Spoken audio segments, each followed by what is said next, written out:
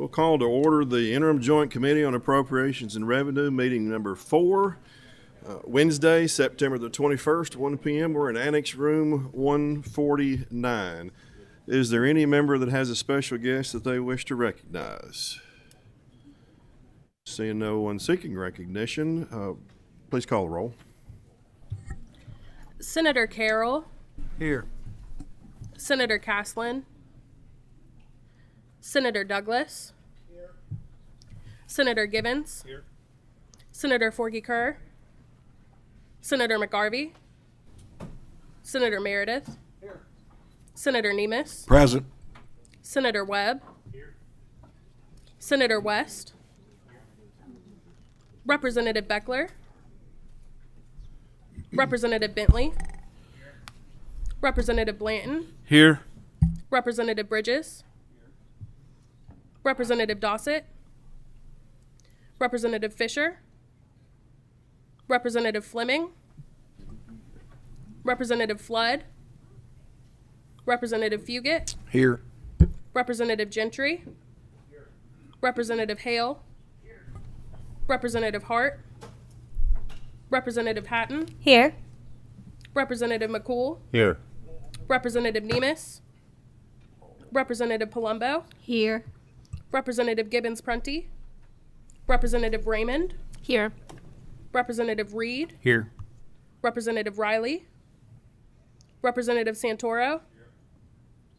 Representative Tipton. Here. Representative Wilner. Here. Co-Chair McDaniel. Here. Chair Petrie. Here. Okay, we have a quorum. I'll entertain a motion on the approval of the minutes. Motion on the minutes. Have a motion and a second. All in favor? Aye. All opposed? Minutes are approved. And up first on the agenda, we have the topic of K through 12 funding and school board employee raises. And I believe we have with us today Eric Kennedy, Director of Advocacy for Kentucky School Boards Association, and Nick Clark, President of Kentucky Association of School Business Officials. If each of you will introduce yourselves for the record, please. Yes, sir. I'm Eric Kennedy, the Director of Advocacy for KSBA, the School Boards Association. Nick Clark, the President of Kentucky Association of School Business Officials. Wonderful. If each of you will raise your right hands. You swear or affirm to tell the truth, whole truth, and nothing but the truth? Please proceed.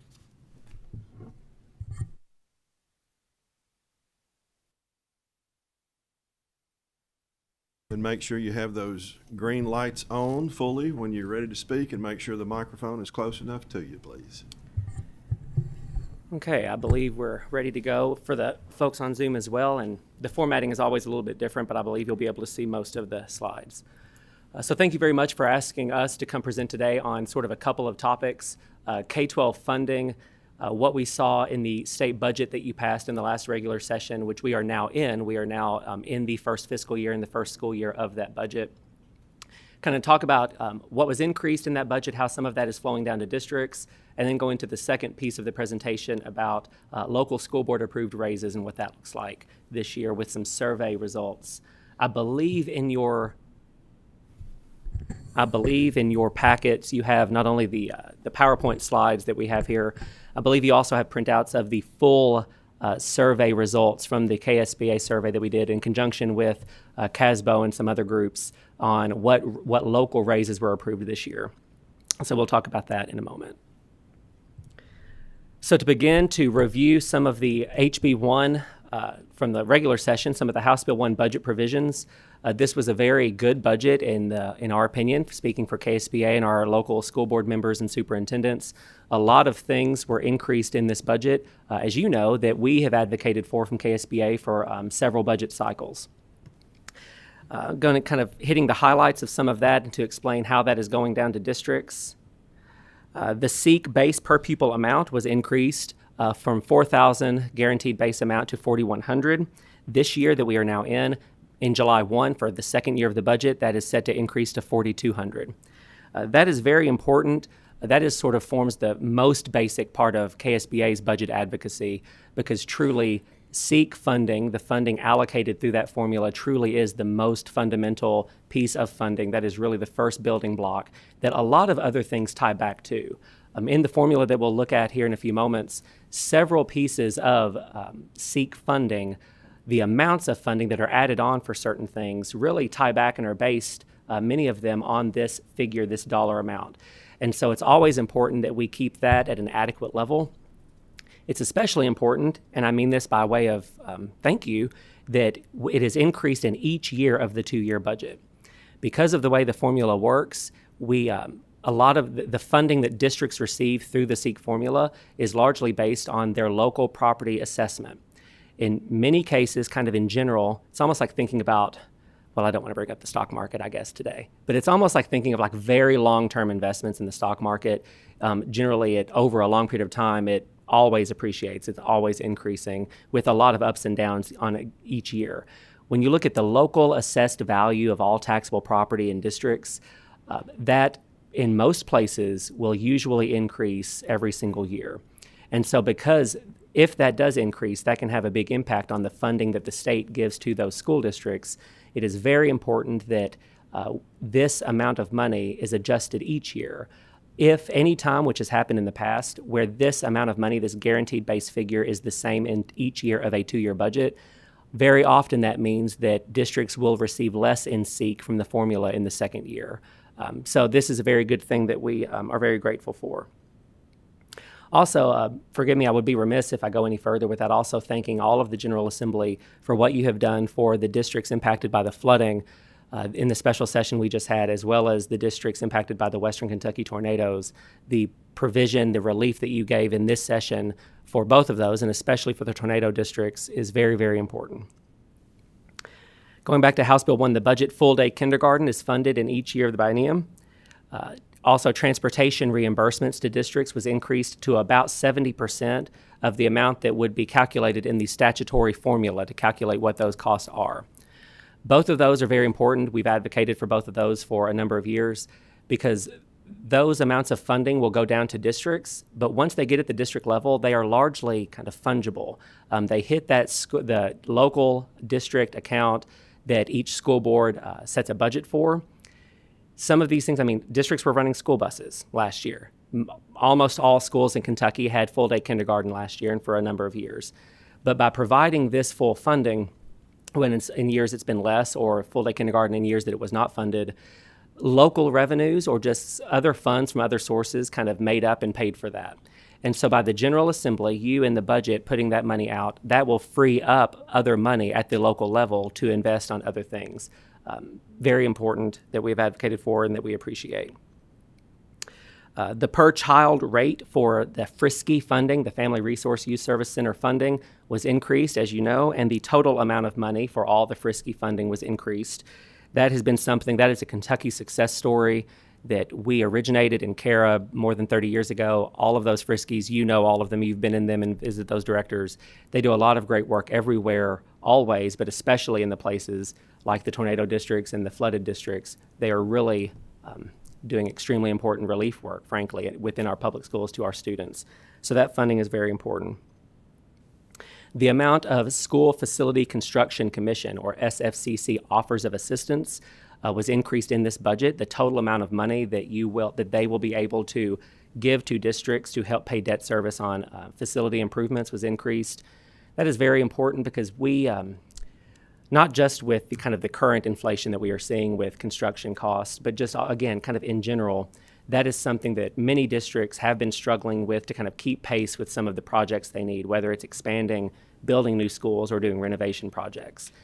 There is a statutory and a regulatory formula to calculate what we call unmet need, which the amount of money that SFCC will give to districts from this funding is based on every district's unmet need in this formula. The last time they run that formula every 2 years to give you that amount of money right before you do an even year budget cycle. The last time they did it before this session, it was at kind of, a nominal and I think even inflation adjusted kind of all-time high figure. So that's very important. And of course, as you know, several special offers of assistance and LAVEC renovation projects, as you know, were funded that we and many other groups and many districts advocated for, which we appreciated. Just a few more of the budget highlights to remind everyone watching and the members what was in the budget. Operational support. So you funded a lot of work in some specific LAVEX centers that was helping build buildings or expand buildings where the CTE education is happening. The operational support for career and technical education in this budget was essentially doubled from what we had seen in the prior budget. That funding, now that we are in the first year of the budget, that is flowing down to some districts for some programs that had not received any state funding for their operational support up until that time. So there again, this is helping to expand CTE education in many places and also helping to free up local money in some cases where the local district had budgeted for these programs but wasn't getting state funding for them yet. There again frees up money to work on other priorities. Gifted and talented support and support for educating children in the custody of state agencies was both increased. Very important because sometimes when we talk about equity, we talk about sort of the special strands or the add-ons that you see in the budget. I think a lot of us in this room will talk about the Lars List. A lot of people don't know what that is, but this list of specific line item projects that are funded in the state budget, most of which go down to districts to pay for certain programs in the public schools. One of those is gifted and talented. All of those students, some of our best and brightest, that funding directly helps to offer them sort of extra education and supports. That one line item had not been increased for several budget cycles. We have advocated for that, and that was increased in this budget, which we are very appreciative of. State equalization funding was provided for what we call the new nickels. Districts where the local school board has imposed a special restricted tax levy that we call a nickel, that is going to be restricted and can only be used for debt service for facilities projects. As many of you, as all of you know, there are various provisions in state statute and common in the budget where the state will provide equalization money for some of those local school board taxes, those nickel levies. That is an easier way to think of it is almost like matching money, but it is not a dollar for dollar match. There again, there's this formula that calculates how much the state will give to local districts that have those. In many ways, I hate talking about nickels. I hate everything about them practically. I hate that it's a big convoluted mess, everything about them from start to finish, but we haven't really replaced how that works yet with something different. And so every budget cycle for a while, KSBA and many other education groups have advocated for you to, sometimes I'll say, pick up the new nickels. The districts that have imposed a tax like this at some point since the last budget you had adopted. In other words, to provide them equalization funding as well for those nickels. This budget did that for all of the new nickels that had been imposed in the prior time, which we are very, very appreciative of. We will always be a part of a conversation to rethink how all of that works. I do not have a new way to do all of that with me at the table today, but I want to keep talking about that. Until that day comes, we are very grateful that the new nickels were picked up in this budget. Of course, all amounts that were requested for the teachers' retirement system, pension and health benefits were funded. Health insurance for our current district employees was fully funded. That is one of the things that we call the on-behalf payments. And so all of the current employees in all of the public school districts in Kentucky, the health insurance benefits that they are provided are in the state employee health benefit plan, the KEHP. The premium, the employer portion of that, the premium that the employer pays, is paid from the state general fund on behalf of school districts. The pension contributions work in a similar way for the teacher system. So always important that that amount of money is fully provided for. That is one of the real, I'll tell you, and it comes as no surprise to anyone, that is a real hidden cost driver, kind of in general, for the total amount of money, state and local, that is going into public education. When you put that amount of money on a 30 or 40-year chart, that has really, really increased a lot, kind of more and more in the last few years. And then, of course, the teachers' retirement system, the various return to work flexibilities were extended for a couple more years to help us, in some cases, bring in staff that have retired that we need with difficulty that we have in recruitment and retention. Those were extended kind of at the very end of the budget bill. So now turning to not just a refresher on what was accomplished, the good things that were increased in the budget, but really looking at some of how this flows down to districts. What you see on your screen, the next couple of slides, are actual real examples right from the KDE website of a given district's SEEK calculation sheet. The SEEK formula, in many ways, it is complicated. But it's actually, the fundamental premise is not difficult to understand or look at. I'm a big fan of just putting it up on the screen in front of us. And so for today's purpose, I almost never pull out or even name one district to use as an example of something. But today, in order to pick one real example so that no one thinks that I've just sort of created my own SEEK sheet that either isn't accurate or that I'm trying to drive something that's not the whole story, I thought we really need to just pick a real one and put on the screen in front of us. So I had to pick a district. I picked Todd County because that is where our chairman of today's meeting is from. I thought that makes good sense. But really the purpose is this Todd County in the SEEK formula is kind of a middle of the road district. The way that the formula works by design, there are sometimes what we call SEEK winners and losers.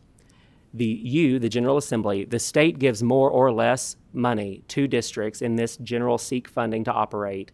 You give more or less money to districts based on their local property assessment or kind of how wealthy that district is in terms of their property valuation. And so when you pick one, if you picked one of the kind of the districts at the far extreme that gets a lot more of their money from the SEEK formula, they're property poor, what we might call a SEEK winner. I don't want that to skew what anybody walks away with as we talk about this. I didn't want to pick one at the other extreme either. So what we see here is kind of a good example of what this and the next slide of how this funding, when we talked about that most fundamental funding in SEEK, will work. So you see there, I've highlighted that this is Todd County. This, you see kind of at the top middle highlighted in yellow on the screen. This was the final SEEK calculation sheet for the last school year, the 21-22 school year. There are at least three calculations of SEEK that happen each year by KDE. All of this is publicly available on their website. It is there's a very preliminary forecast of what districts might expect to receive in SEEK. Then there's sort of a few months later, there's kind of a fine-tuned version. And then a few months later, during the school year, there's a final calculation that kind of will finish out that year. And so this sheet, there are three versions of this throughout the year for each district. All of them are on the website of KDE going back many years. This kind of also tracks with how every local school board adopts three budget documents kind of throughout the year, kind of a very preliminary forecast of what they'll probably budget for and then fine-tuning it at least twice. I mean, this committee, you all know that the budget, just like you, is kind of a living document. Everything's constantly changing. Sometimes you have to open up the budget in odd years and so forth. So what you see is the SEEK calculation for Todd County, the final one for last year. A couple of important things to note. As you can see, under the box SEEK calculation, the guaranteed base, that's why it says $4,000 per pupil, because that's what it was in the prior budget for that year. You look down at a lot of the adjustments. You look at districts, they got some more money through the formula for their at-risk students, students on home hospital, exceptional child students. As you go down through, this is really all of the funding in their calculation for that district.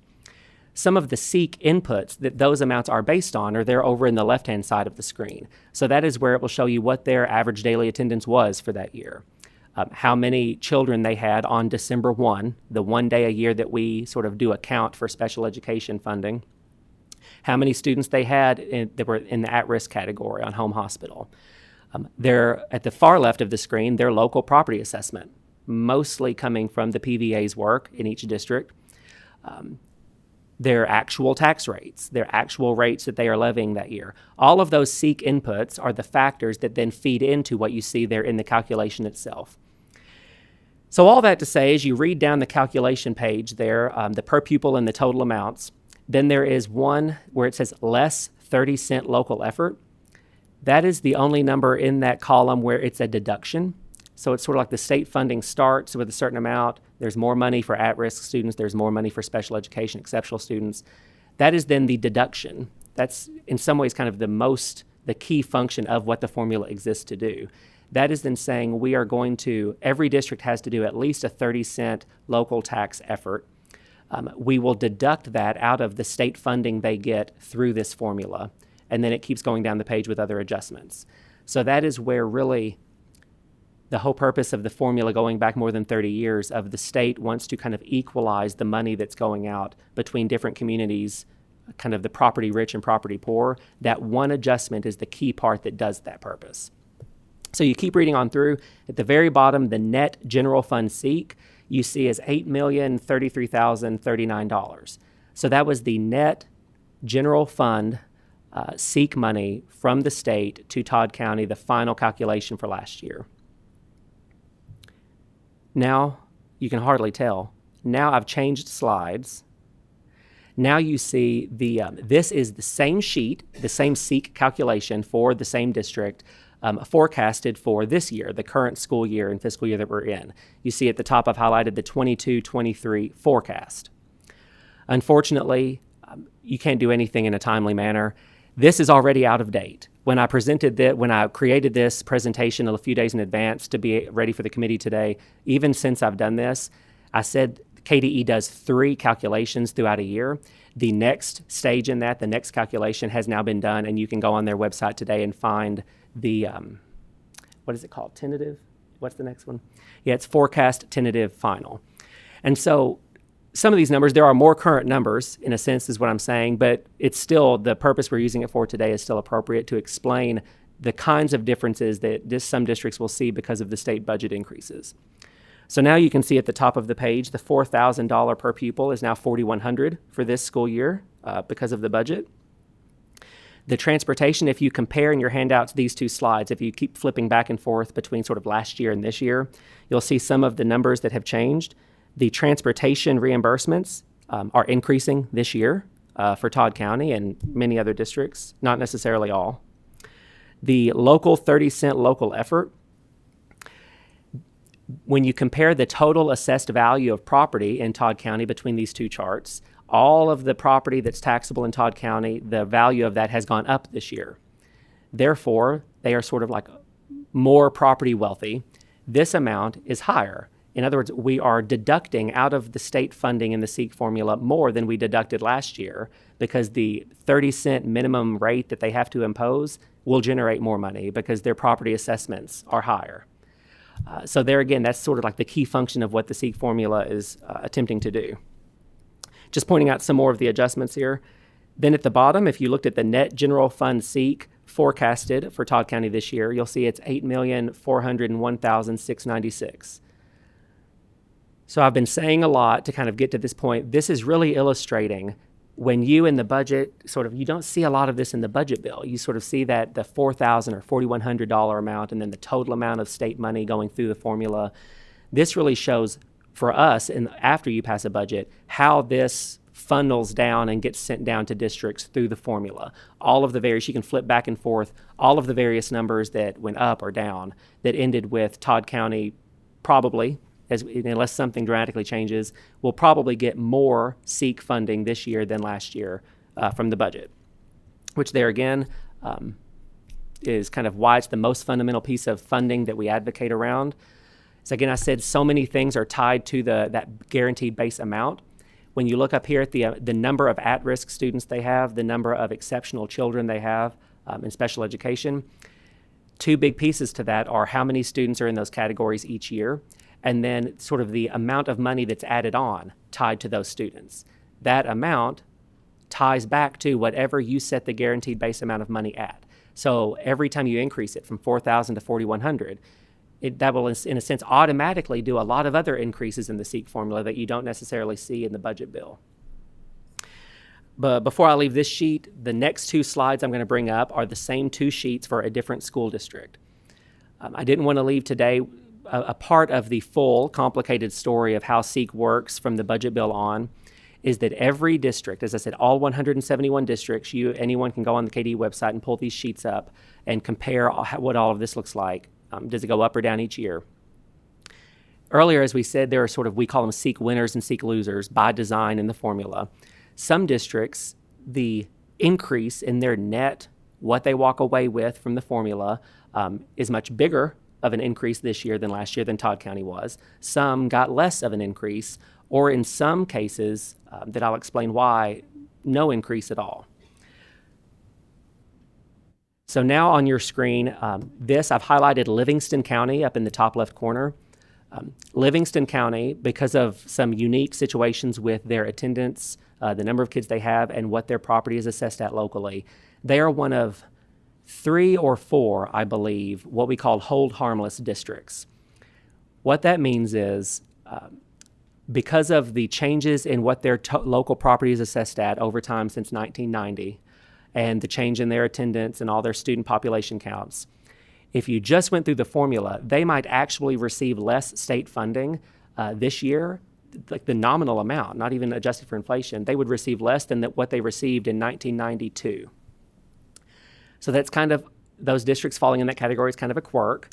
For many years, I don't know how long, the General Assembly has put a provision into budget bills to say, well, here's the funding going through the SEEK formula, and here's the guaranteed base number for this fiscal year. But in no case shall any district receive less than what they received in the 91-92 school year. And so that's kind of, it sets a floor for some districts. The number of districts that applies to can change year to year based on all these factors. I believe there's 3 or 4 of them currently, I believe. There's always been about that many. Livingston County is just one of those. So the reason why I said earlier, sometimes I don't ever want to pick one district out, because someone in the conversation will say, well, you're just picking them for some artificial reason. Really, everybody gets more than that or less than that. So I've picked Livingston to illustrate this point. As you see there over towards the left-hand side highlighted in green, that is the amount of money per pupil that they actually received way back in 1991-92. It's about $2,600. So then in their SEEK calculation, everything is normal. This was their last year's calculation. All the same things, the actual counts of kids they have, their attendance, all of those things work the same. You get down to where I've highlighted hold harmless. That is where the state, from the budget bill, you are giving an additional amount of funding to Livingston County and the 3 or 4 others to get them up to the per pupil amount that they received back all those years ago. And you see for last year what that amount of money was for them.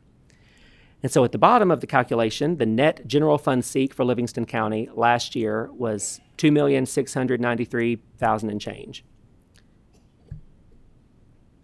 So now the next slide on your screen now is again the current year under the current budget, their forecast calculation.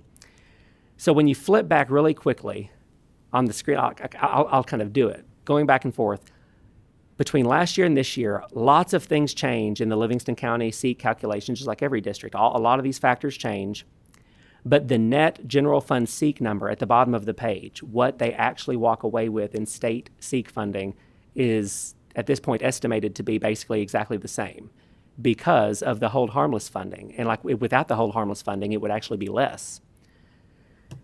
So that is a lot to throw at you to really make the key point that will lead directly kind of segue into the next part of the presentation about the local school board approved raises. One of the reasons why KSBA advocated for the approach that the General Assembly, took in this current budget of increasing several pieces of education funding, and first and foremost, increasing that base SEEK funding that goes to districts, which has a lot of discretion at the local level to budget. One of the reasons why we advocated for that to be increased, but to leave discretion and not mandate any specific sort of across the board, every employee must get one specific percentage raise, is because of this. In Livingston County, and other districts as well, but especially the hold harmless districts, if you had mandated a raise, but then went through the formula without specifically as a side amount, person by person funding it, Livingston County this year might not have actually received increased SEEK money, but yet they would have had to find money in the local budget to then pay out the raise by cutting other things or raising local revenue. So this is one of the reasons why we advocate for the approach of sort of increased funding with discretion on that issue, which was what you took in this budget, which we are grateful for. Frankly, any mandate would be the same thing. Any mandate tied to a cost could have the same reason that we would advocate for not to have an unfunded mandate because of the way that the SEEK formula works. So I'll keep going and have time for questions at the end. As I said, that is a kind of a perfect segue into the local board employee raises part of the presentation. Because of the budget provision that was there, increased funding on several of these things, kindergarten, transportation, and SEEK, the base SEEK. As you all know, there was a provision that the General Assembly encouraged local districts, local school boards to adopt employee raises kind of at the local level. That drew, as you all know, there was a lot of increased, more focused attention on that exact issue this year than we normally see. A lot of people, a lot of school district officials, a lot of legislators, employee groups, a lot of media, lots of people were asking, okay, so the closer we got to July 1 and the new school year, the new fiscal year, what happened? Did school boards give raises? What did that look like? There is not any specific regular created report that only looks at that one issue. All of this is public information. All the salary schedules are public, but there was no one that creates on a regular basis every year just something that says, here's the raises that did or didn't happen district by district this year, and that's the only thing on this sheet of paper. And that was the one question people were really wanting to focus on. So in mid-July, KSBA conducted a survey of all 171 districts, requesting information really specific to just that one question to compile that in one spot. Many groups, and my friend Nick will speak to some of this later and answer more questions in detail. Many of the other education groups helped us do that to spread the word, to make sure that we got responses. We hate surveying district leaders because they are busy all day, every day, doing a million things. So we try not to bother them a lot with surveys for things. And when we do, we really work to get everyone to respond kind of in a timely way. So my thanks goes to CASBO and the Department of Ed and many others for spreading the word on that. All districts submitted a response to that survey. Those responses, the results have now been shared back with leaders of all the districts that we sent it to and many other stakeholder groups. And that's the full response is what you have all the members of this committee in your packet today. We also shared some of that, kind of a summary of some of that in charts publicly via our own social media. I want to say by statute, each local school board, each locally elected Board of Education adopts an annual salary schedule for all of its employees. And there are some parameters on how that works in state statute. You can see some of the statutes noted there where that is set out and required and what some of those parameters are. And so every school year at the local level, every district adopts salary schedules like this, which in a given year may or may not be increased in some way with some across-the-board raise. But the salary schedule is something that happens annually. Also, you can see there by a separate statute, it also reflects in law that every school board has the authority to create, the state statute calls it fringe benefit program, of sort of other optional kind of employment benefits, just like with most other employers, that's set out in statute. So the survey asked, these are a couple of the questions that were on it. Did your school board approve an across-the-board employee raise for the 22-23 school year that was separate and in addition to step increases, no matter if it was called cost of living, COLA increase, increment, or raise? We found out really quickly that lots of people talk about this issue using different terminology. So a lot of people that are not in education or in school districts don't understand a lot about what we mean when we say step increases. A lot of folks don't really understand what we talk about when we say salary schedule, and I'll pull up an example of one in a moment. So a lot of folks would say, well, my district gave a COLA increase, but is that what you're asking about when you say, did they give a raise? And so I wanted everybody to be clear as we talk about the survey results. This was the question asked and why we ask it that way.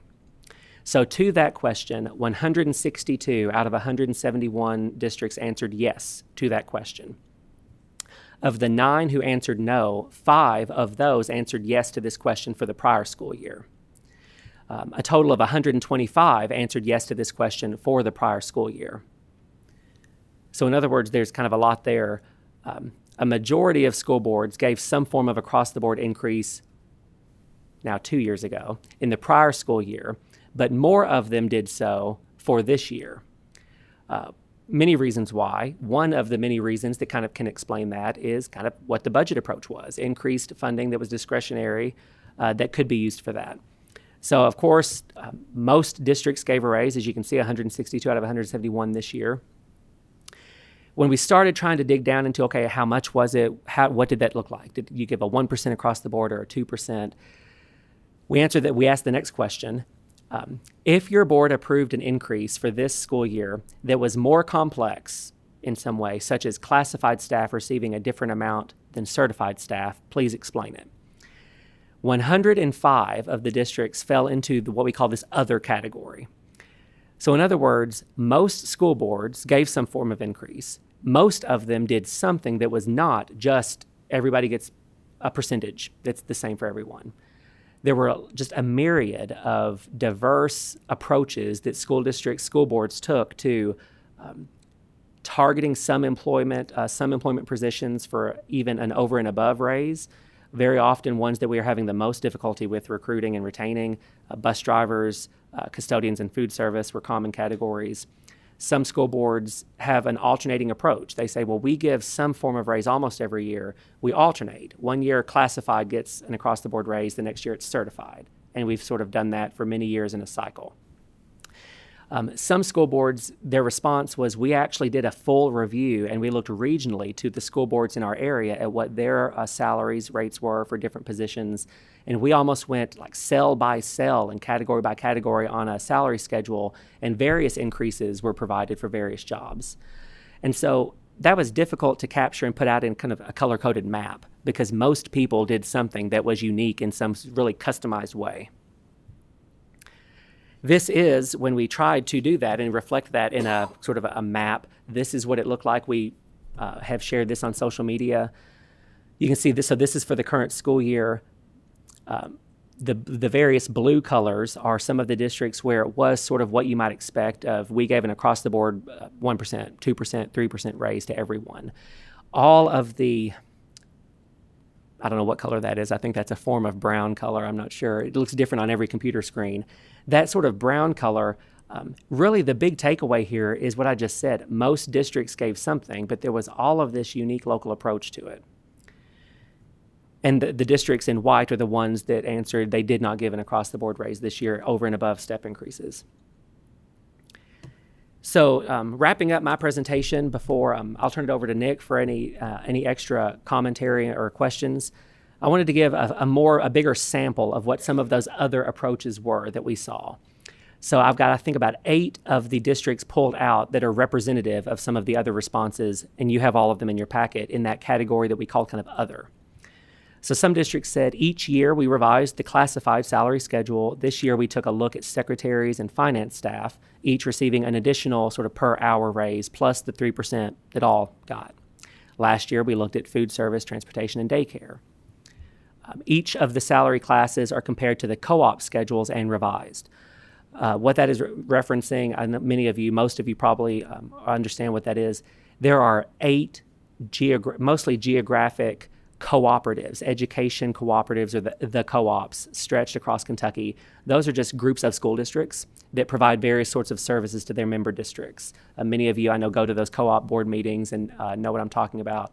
One of the many things that they do is they kind of gather some of this information just locally and regionally and give it back to their boards when they are looking at this, so that the members of that geographic regional area can easily compare what others in that area are doing to say, are we really behind altogether or in certain positions than what all of our folks in a region are. That's what that co-op schedules means. Another district, number 2 there, last year we reviewed and increased salaries for classified kind of in some positions that are named there. Again, targeting some of those positions that we are really seeing difficulty recruiting and retaining. This year we increased the schedules for classified supervision positions, added additional extended days to several positions. Another district said a minimum across-the-board 4% was provided for all certified and classified staff. Some individual cells were increased based on an analysis of the GREC salary schedule in other districts. GREC is one of those co-ops I was referencing. So there again, this is a district saying we did an across-the-board kind of a traditional percentage for everyone. Then we looked kind of job by job and compared to other districts paying for that job that district is competing with to recruit these folks. Just a few others there. Again, these are representative of many of the other things you see in the survey. A district said we did raises for several of the high needs classified positions. The salary schedule work was done in addition to something that was across the board.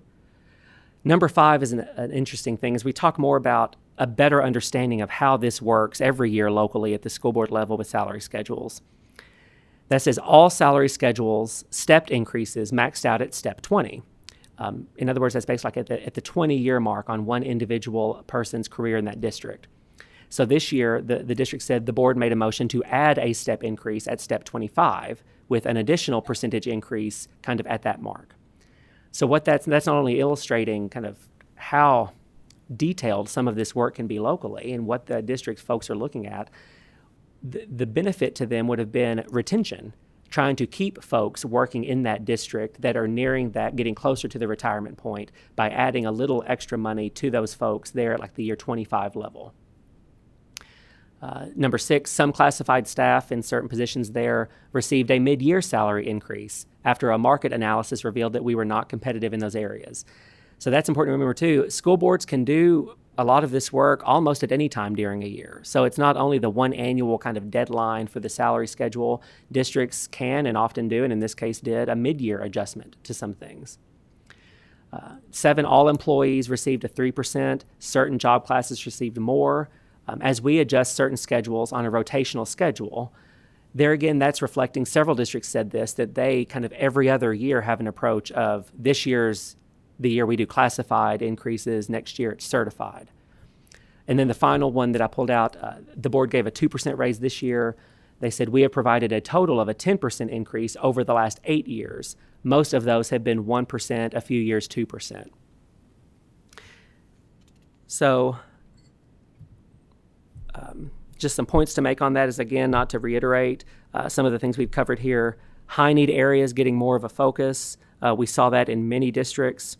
Many districts that you will see, those are just examples. Many had something to reflect that they looked at each salary schedule and adjusted like class by class at different year points or even cell by cell for various increases. Part of this is why that because this is happening in every district every year, that at any point that there is then a statewide over and above sort of, well, this year everybody gets any one certain raise, can really cause a lot of changes at the local level to, in some cases, maybe disrupt an approach that they have taken, sometimes consistently for years. If this is the year in one given district where it's like the year they do a classified raise, they just did certified, but then the budget says, well, now this year everybody gets a raise. Well, that can really throw that kind of out of whack, this rotational schedule they have.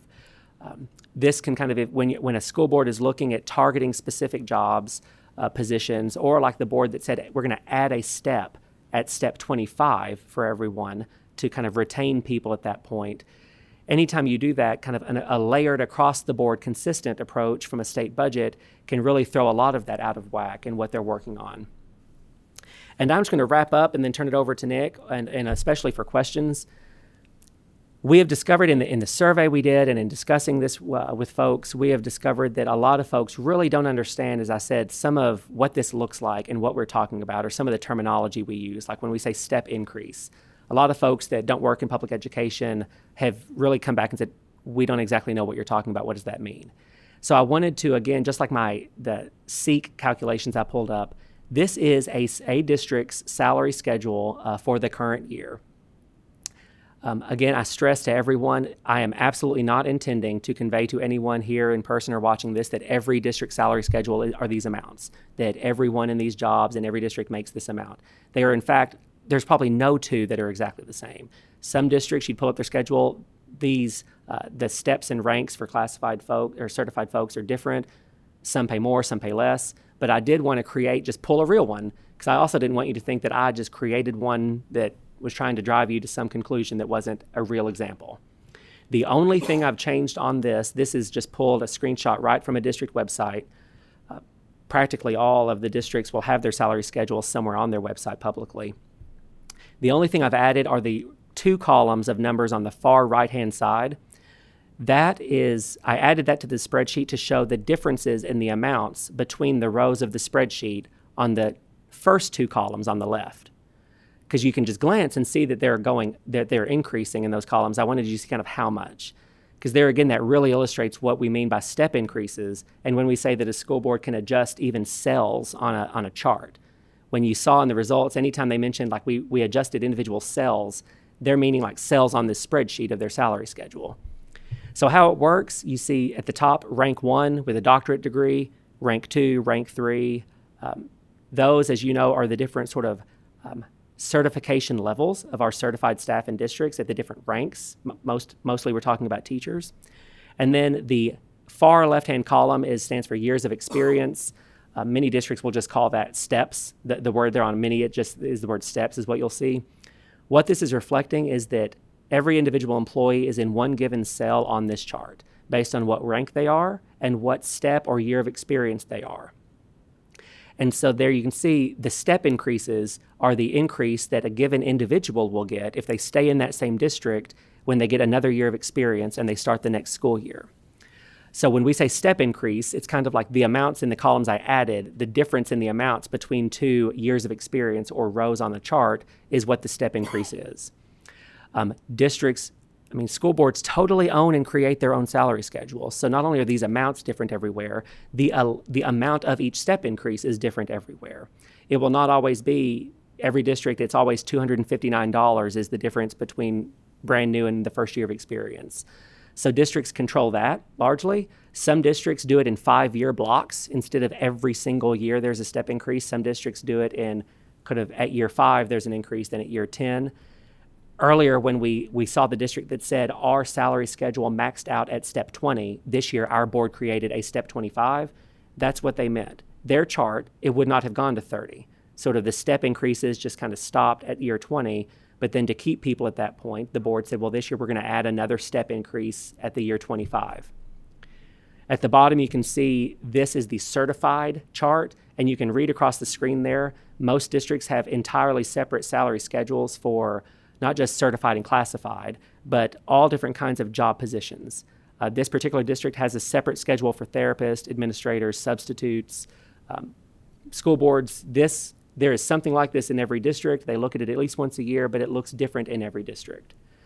So you really need to, and everyone needs to understand kind of some of how that works to really then look at the results on our salary survey when we said, did you do something over and above what we're talking about here this year? So again, thank you. That's all I have in the presentation. Thank you again for many of the things that we asked for and advocated for in the budget that were provided in the budget this year, and then further increases in the base amount next year. Thank you for letting us come talk in more detail about how some of this works. Frankly, thank you again for this approach. In prior years, in the past, there have been state budgets that have mandated various kinds of raises in various ways. Sometimes it's been a percentage. Some budgets had sort of just a dollar amount, like everyone shall get a $1,000 raise this year in all the districts. I can tell you people that have been working in and around districts longer than I have will tell you that any time that's happened in the past, there have been, in many districts, problems. The funding they got that year was not enough to cover it. Or, like I said, that caused a change in what their kind of ongoing approach to this was in that year.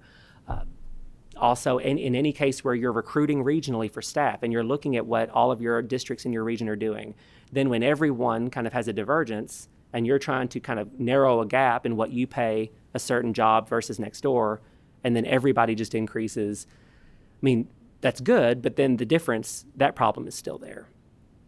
So with that, that's all I have. I know Nick, he's the one who really does this. As you can see, I can pull things off a website and show you through examples. Nick and all of his counterparts in CASBO and all the districts really create the kinds of charts we're looking at here. Yeah, Eric. My first question for Nick is this. Is there anything that Eric, Mr. Kennedy just stated that you disagree with or need to clarify, modify, or rehabilitate? No.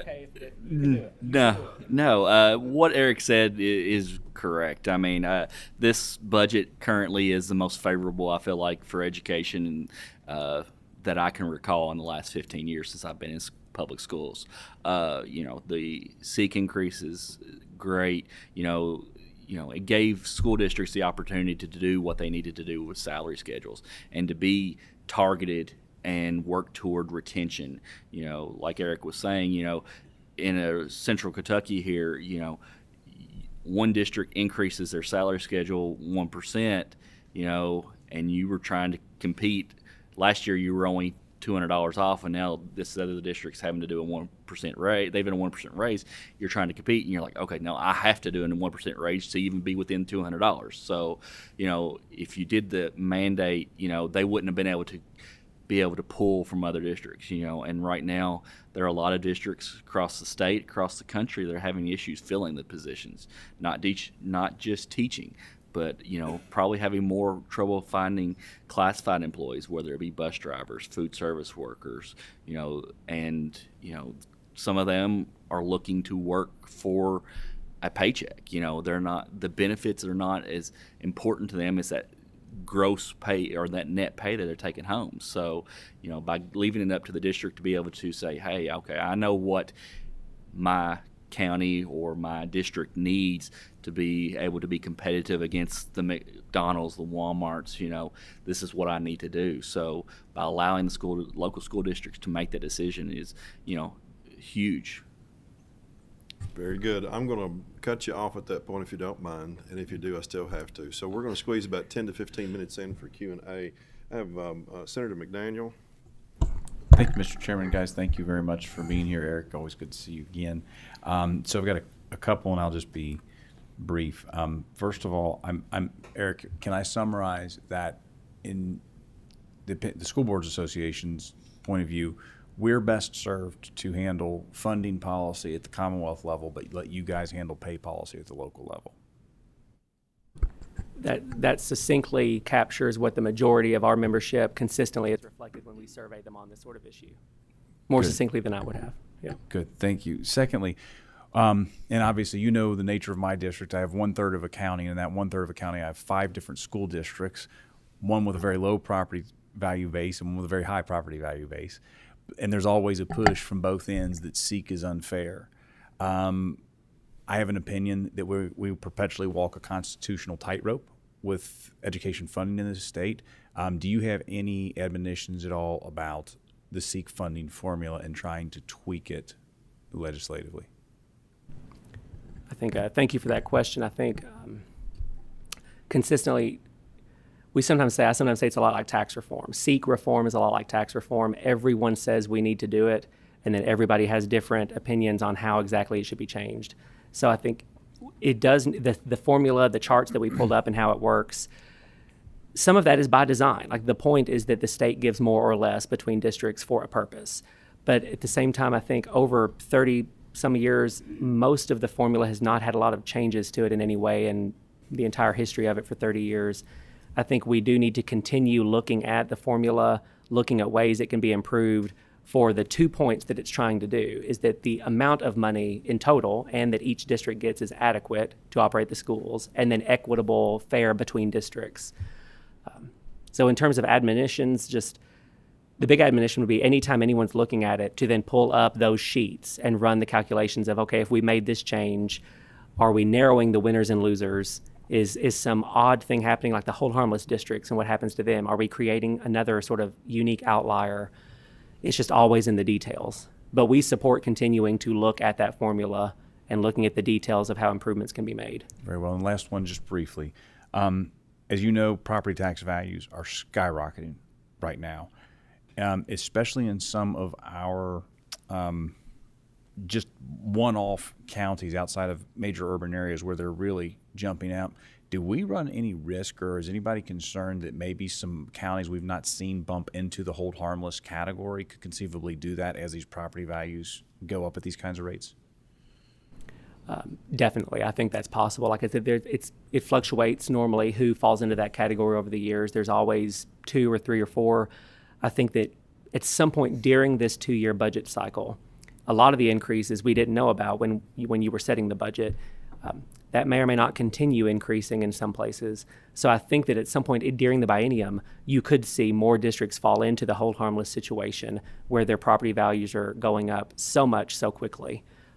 And of course, then the total, when you run the formula through for every district, we could see a situation where there could be kind of a SEEK surplus perhaps, because if you didn't anticipate that one factor, that one line on the formula increasing that much, that could really skew it so that at the bottom of the page, it's different than we expected. And you have deducted more local effort out of what districts would otherwise get because perhaps the PVAs are doing their job and looking at some of these home sales and the assessments are going up. It is crazy in many places, as you know. Very good. Thank you. Thank you, Mr. Chairman. Senator Nemus. Thank you, Mr. Chairman. So I can go online to KDE website and get the information for my school boards on the SEEK calculations. Is that correct? Okay. And then, So if a county gets, our school board gets less in SEEK money, then the property tax will make up that amount regardless of a tax increase. Is that?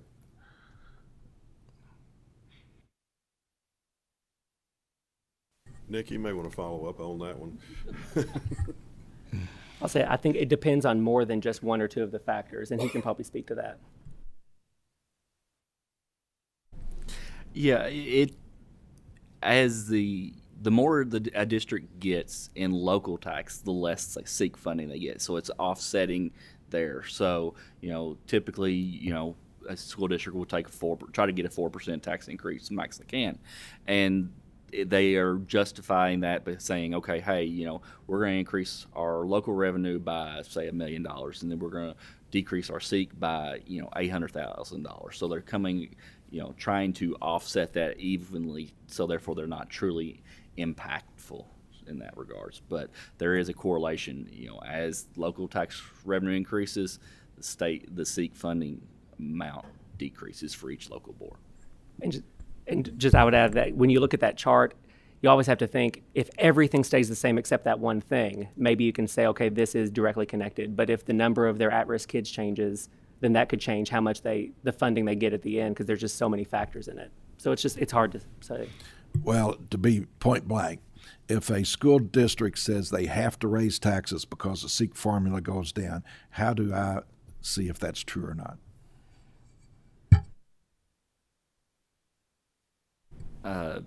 You would have to look at all the add-ons to see, and like I said, because they're going to fluctuate. So to get a true comparison, you would want to look at what their SEEK is currently, keeping all the same numbers the same, and only adjusting that tax for the taxes to get that. Because, like Eric said, you've got the add-ons for the at-risk and the home. So those all impact that bottom line SEEK amount coming into each district. So there would be a series of questions you would have to ask them. Yeah. Is your population up or down? Is your add-on for this, up or down, up or down, up or down? And then go back probably to KDE and work it out, to be honest with you. Yeah. Senator Carroll? Thank you, Mr. Chairman. And Eric, thank you for the excellent explanation. I don't know that I've seen a breakdown like this before, and it really does help.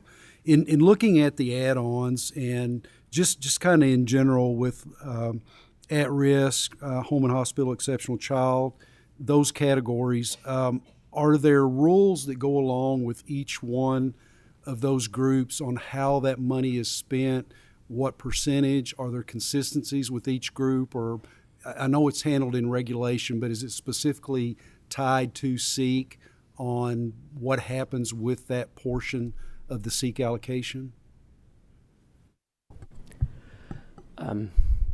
Yes and no. So there are definitely rules kind of in the SEEK formula that calculate how much that is and what it's tied to. There are some, I believe, in the statute where the at-risk is defined. There are some provisions there speaking to what it can be used for. For some of them, I do not believe there are specific requirements in statute in the SEEK formula that say this exact money can only be used for this. What you sometimes have, there are separate other requirements and mandates in state and federal law for some things that regardless of how much money you would get in that anyway, you just have to provide certain services. So in many of these, the district ultimately is paying more, partially just from their general local and state money that they have for some things than they would get just in this one line item. And I'm assuming there is a standard process to determine these numbers where it's all standardized throughout the state, that each school district has the same criteria to go by to determine these numbers. Oh, yes. Yeah. All right. Yes, Thank you, definitely. Mr. Chairman. Thank you. And we've got about 5 minutes. We'll still squeeze that. Representative Wilner? Thank you, Mr. Chairman. Eric, thank you for a really great presentation. You covered a lot of material in a really clear way. So I just, I love hearing what we did right, that the state legislature funded increases that have not been funded in a long time, and that we did it in a non-prescriptive way so that, one size does not fit all, and that the school districts had the flexibility. So sitting on the education committee, we hear presentation after presentation about how dire the teacher retention and recruitment issues are, and it's across the state. It's not just teachers, to your point, it's many other categories. And so I guess my question is, even though we see that all these school boards have approved raises, one of the things that we heard as recently as yesterday is that compared with other peer professions with the same, level of education, expertise, and so forth, that we're not anywhere near keeping pace. So even with all the things we did right, is it adequate? And what do you think most of your members would say about that? So I will never sit at the table in an A&R meeting and say mission accomplished, everything is perfect and aplenty.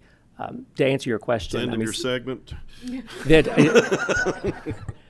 I think definitely if you went back and said, so, what did you do this year? And we did the survey. If you said, well, did you want to do more, but you felt like you couldn't, or there's other budget increases? Some lines of insurance are sort of like property assessments. There are some things that districts do, they're just skyrocketing the cost. So I think to answer your question, most of my members would say we need to do more, we would want to do more. If we had more, we would do more, definitely. And I'm sure Nick would, speaking only for himself and not necessarily for his board or his district. Yeah, I would echo exactly what Eric said. There's always room for improvement. I mean, that's, kind of education's motto in and of itself is, we're out to teach kids to continue to learn, so therefore continue to able to do that, we have to be able to have the funding to be able to provide that. And that, teachers, they are, you look at Social Security, they increased 6%. Most districts in the state of Kentucky, probably the highest I saw was 5%. Some did individual areas that were more, but, as far as across the board raises, so therefore not even keeping up with that inflation. So, Representative Tipton. Thank you, Mr. Chair, and thank you all for your presentation today. Last year over the interim, I had the opportunity to be co-chair of the school funding task force. We went into a lot more depth on all this. So for any members who were bored one night, look up the meeting materials from last year. There's a lot of information in there. A couple of quick questions. As I recall, there's a vast range from the average lowest paid district to the average highest paid district. My memory's correct. It's something like $20,000. Is that correct? Yes, that's why I wanted to be very clear. I picked one example that was real to look at. But yes, large disparities in the levels of pay for all sorts of the different positions that you see on any of these salary schedules. Okay, and one more quick follow-up.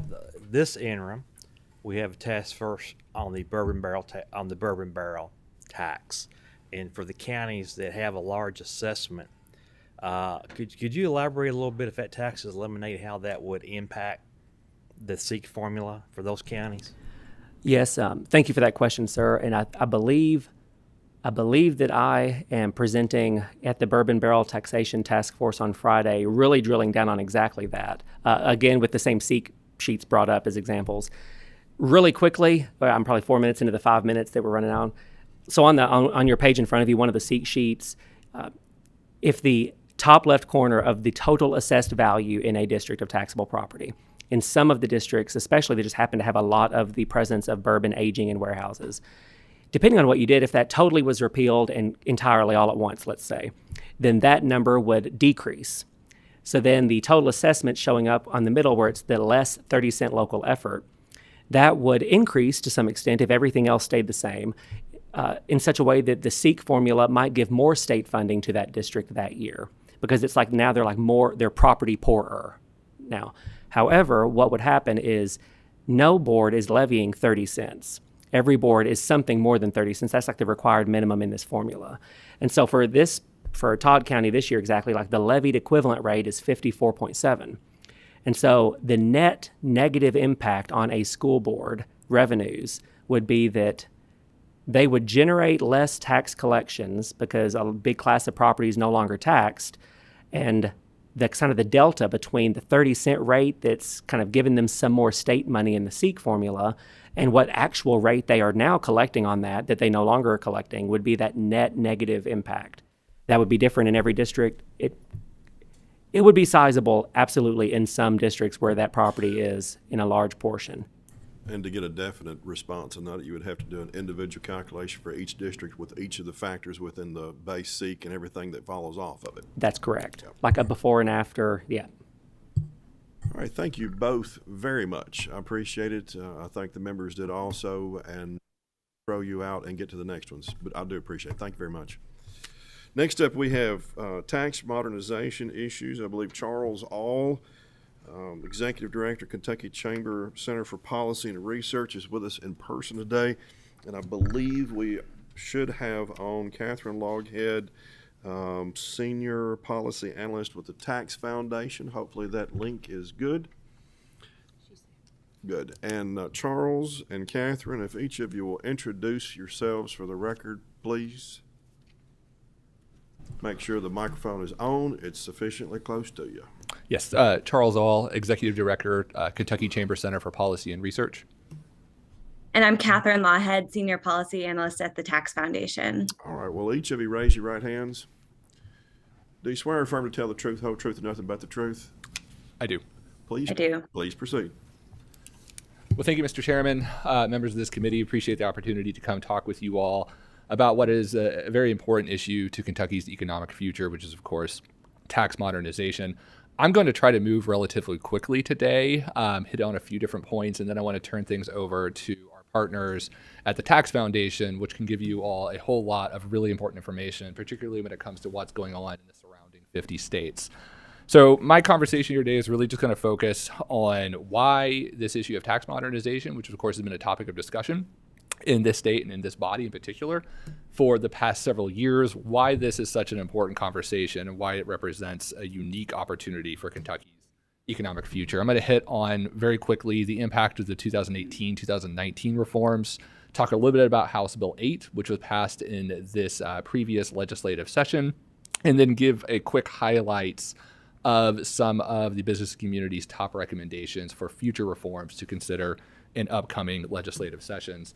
I want to spend a little bit of time, though, talking about the 2018-2019 reforms. A lot has changed in the world ever since those reforms took place. And frankly, I don't think that these reforms receive the attention that they deserve.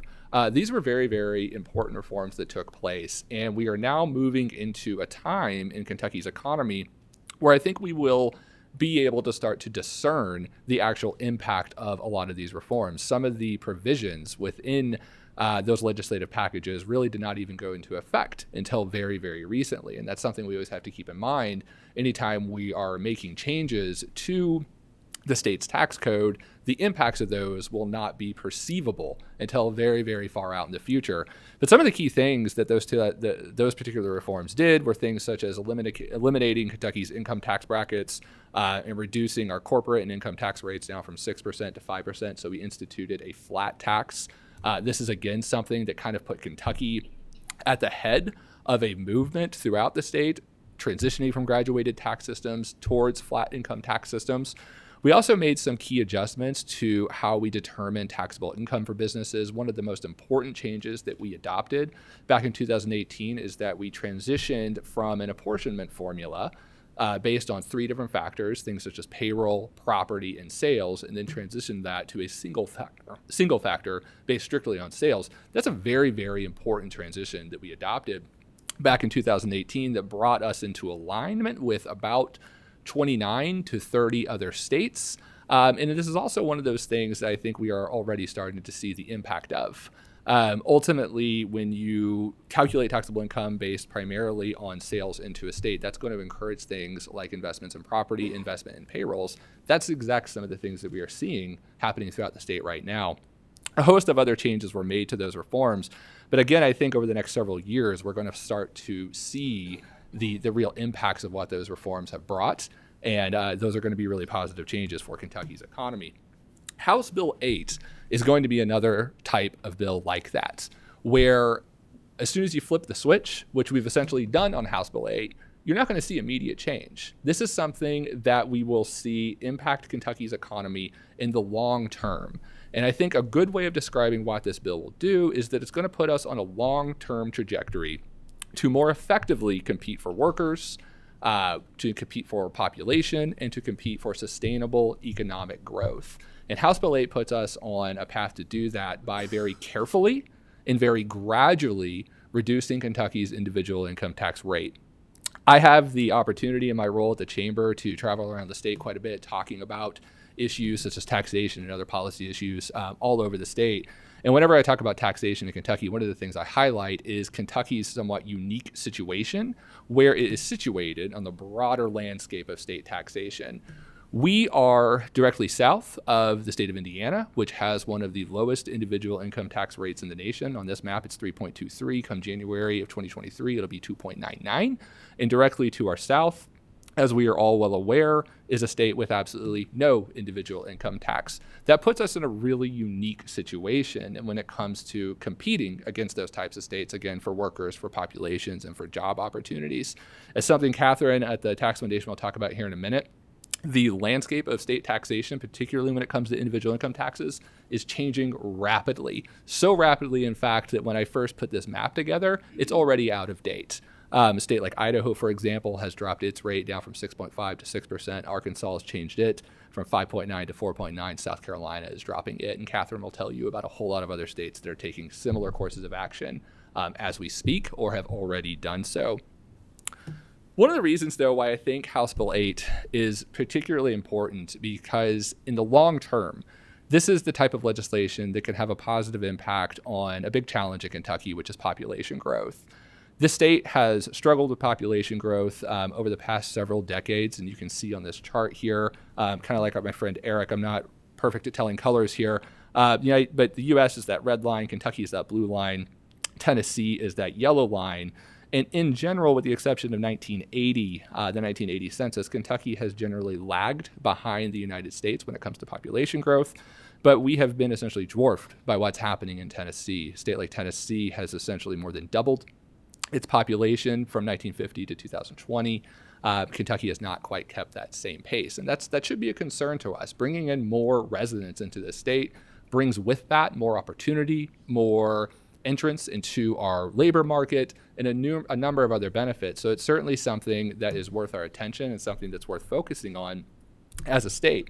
As we think about how we might go about attracting more population to a state like Kentucky, one of the things we need to think about is how competition among states for new residents has intensified in recent decades, largely due to the fact that domestic migration rates have decreased. And so what this map or this chart here looks at is just migration trends. And so this is domestic migration. These are individuals moving from one state to another state, or even moving within states. People don't move quite as much as they used to back particularly in the post-war period, where people were moving fairly frequently.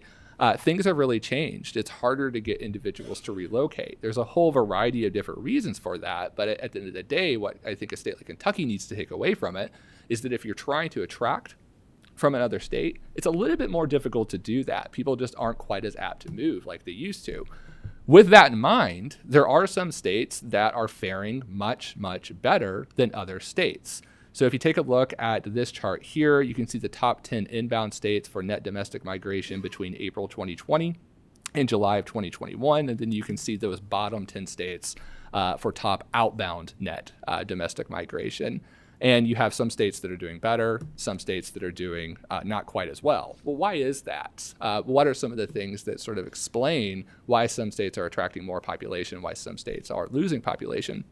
Ultimately, there's going to be a whole range of different reasons. Anybody that tells you there is one thing that can explain why those states are all faring so much better, I think that's going to be misleading. There's going to be a variety of different things that shape why individuals choose to live where they live. Think about things such as housing costs, family, relationships, friends, job opportunities, amenities, natural spaces, changes of lifestyle, retirement, what maybe they like the weather better.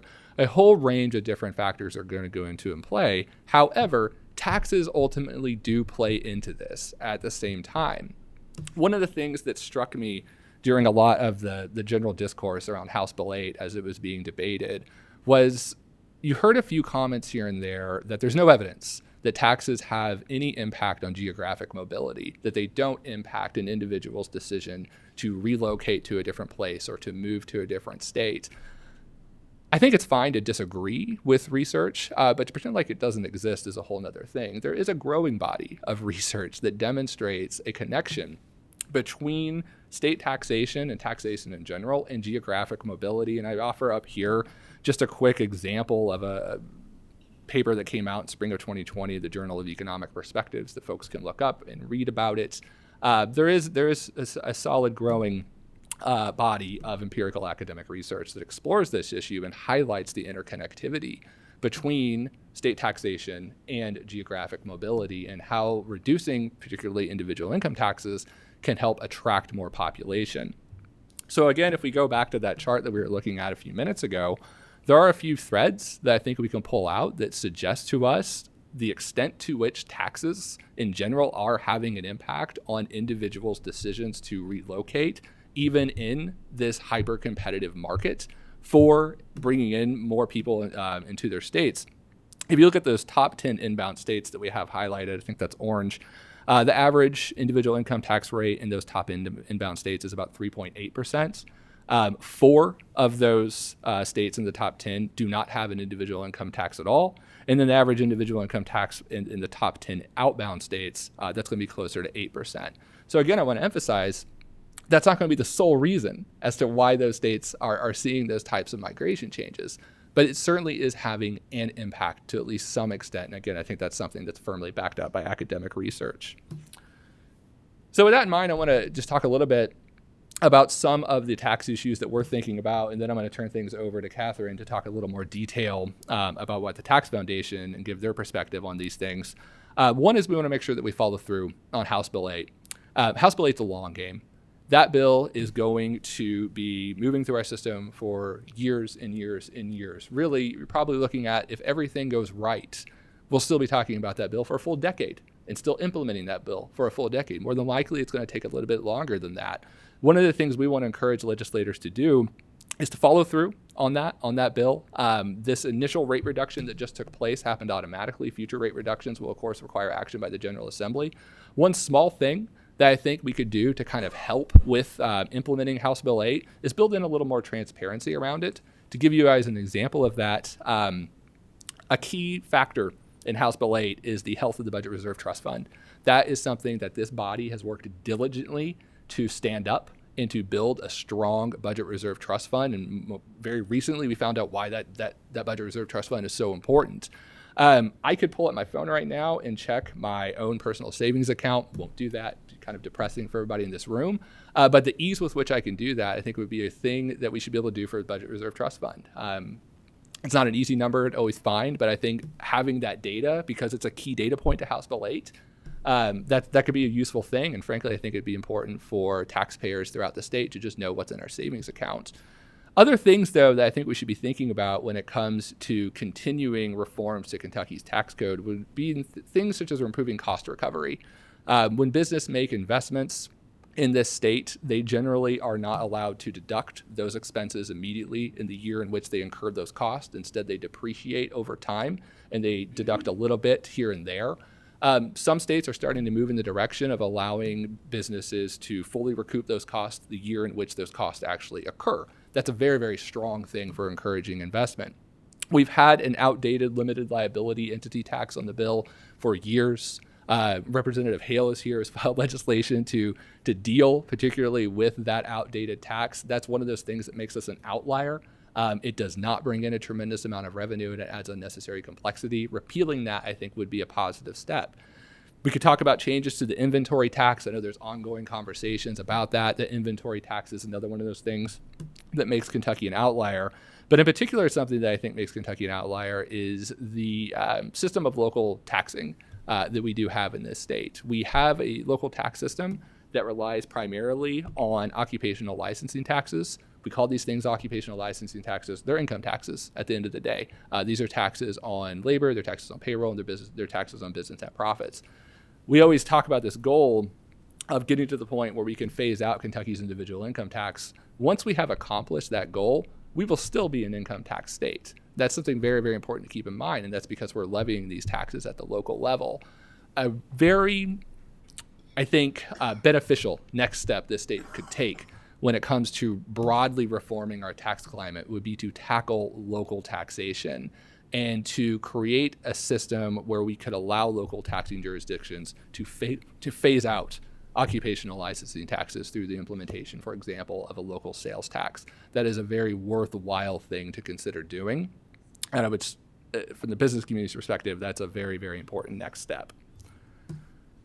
I want to hand things over now to Catherine from the Tax Foundation. Very quickly, I just want to note, in 2021, the Chamber entered into a partnership with the Tax Foundation. We actually brought them here. They met with several legislators, including folks in this room, to talk about Kentucky's tax climate and how it compares to the nation as a whole. They also produced a very informative report that you can find on the Chamber's website. You can find it on the Tax Foundation's website that really takes a deep dive into how our tax climate compares to other states. And so Catherine, I'm sure, will mention more of that. So Catherine, with that, I'm going to turn things over to you and let you get your screen set up. Well, thank you, Charles, and thank you, Mr. Chairman. I'm going to go ahead and share my screen.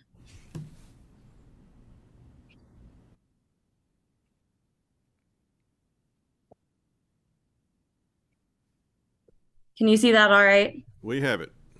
Great, thank you.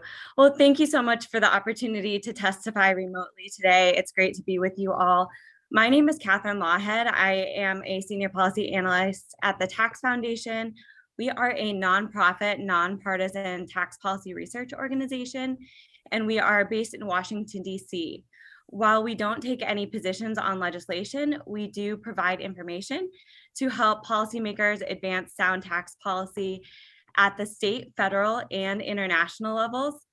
And specifically, we work to help give policymakers the tools they need to find ways to raise the necessary revenue while minimizing economic harms and creating an environment in which all taxpayers can thrive. So today I'm going to start by sharing about the increasingly competitive tax landscape Kentucky finds itself in, and then I'll share some ideas for how Kentucky can continue to build upon the recent reforms it has made and continue to make the tax code more structurally sound and more conducive to economic growth. So as many of you are aware, the past 2 years have brought a wave of tax reform across the country. And this is perhaps the biggest wave of state income tax reductions we've ever seen. In 2021, 17 states either enacted or implemented individual and or corporate income tax rate reductions. And so far this year, we've seen 13 states do that. So the grand total is 24 different states have enacted income tax cuts since 2021. And one key reason for that is that state revenues held up much better than expected throughout the pandemic. Most states have large budget surpluses and are expecting continued revenue growth for years to come. And so this is something they are working on, trying to return some of the excess revenue in a way that also makes their tax codes more structurally sound. And Kentucky is one of those states, and I do want to commend you for that. Many states are in part pursuing these reforms, kind of like Charles mentioned, to try to stand out as a place to attract people from other states. We are really seeing a lot of people leaving high tax and high cost of living states in search of more affordable destinations elsewhere. And especially with the rise in remote work flexibility, a lot of people have the opportunity to live in a state that is different from the state their employer is in. Another thing we have seen is a trend toward flat tax structures and away from graduated rate structures. And so, as Charles mentioned, Kentucky is the most recent state to have converted from a graduated rate income tax to a flat rate income tax.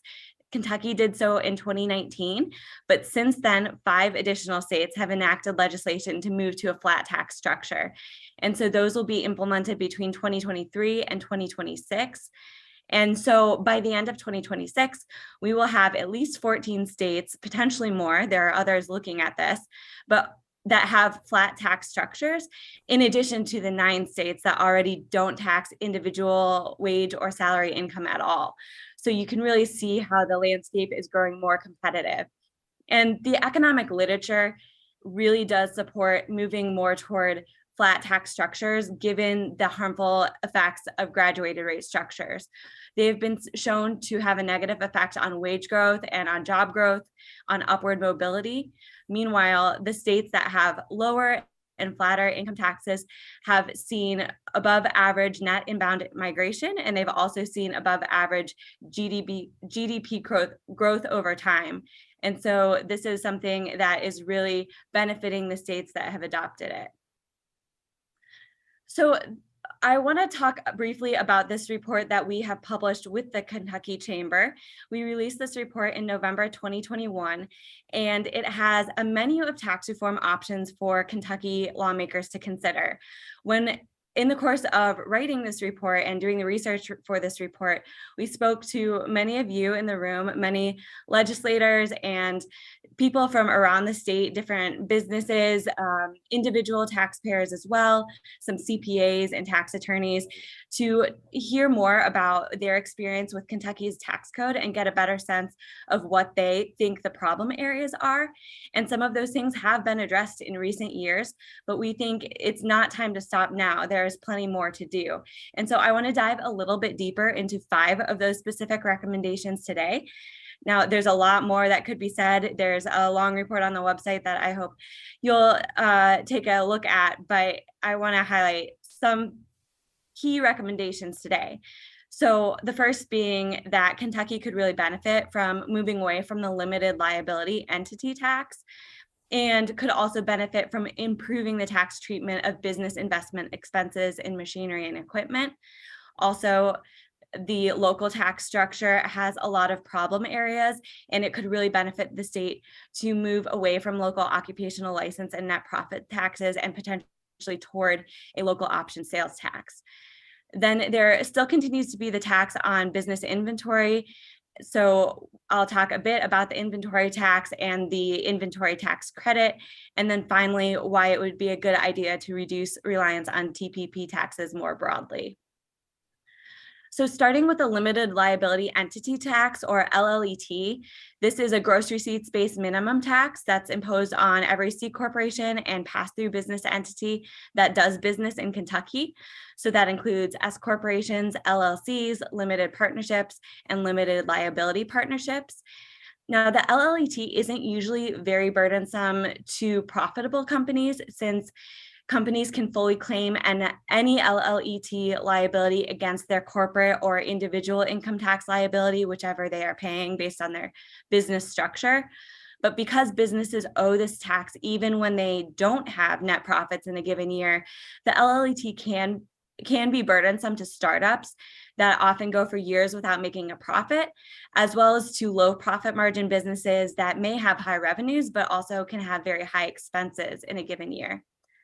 And because many profitable businesses end up paying just the minimum LLET liability, this tax is an example of a pretty economically inefficient revenue generator compared to the other state revenue sources, because it has steep compliance burdens, but generates only a minimal amount of additional revenue. So the way the tax is calculated requires using several different formulas to figure out how much you owe. And it would be better to streamline the system and try to move away from this tax altogether. Now, there has been income and sales tax growth, so the state does have some flexibility there in terms of revenue to repeal this tax. But if policymakers decide that they want to recoup the revenue in different ways, again, the income and sales taxes are more economically efficient by comparison.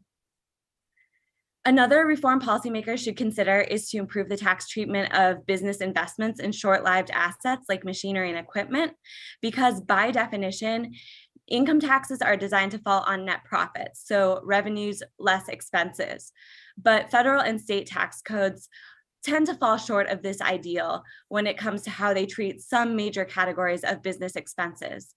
So some expenses like labor can be deducted immediately in the year those expenses are incurred, as is appropriate, but the cost of machinery and equipment generally must be recovered over the depreciable life of the asset, and that can be many years or even decades. So as a partial remedy to this, the federal tax code offers two broadly available expensing provisions, Section 179 and Section 168K. And the Section 179 deduction is generally available to smaller businesses because there is a federal limitation where you have to have under a certain amount of Section 179 property in order to get the deduction at all. And then the 168K deduction is available just to C corporations, so pass-throughs aren't getting that benefit. So under the 2017 tax reform law, the Section 179 deduction was made permanent, and the maximum deduction was raised to $1 million. And the phase-out threshold was also increased so more businesses can qualify. And then under Section 168K, businesses can now currently fully deduct the cost of qualifying machinery and equipment in the year those expenses are incurred. Although the 100% bonus depreciation provision is going to begin phasing out starting next year. So that is something to keep in mind there. But when it comes to Section 179, all states conform to at least some part of that deduction, and 39 states conform to the $1 million federal allowance, which is adjusted for inflation each year. But Kentucky is one of the states that has a much smaller allowance of only $100,000. So that's about a tenth of what can be claimed at the federal level. Now, Kentucky did make a very good decision in 2020 to decouple from the limitation.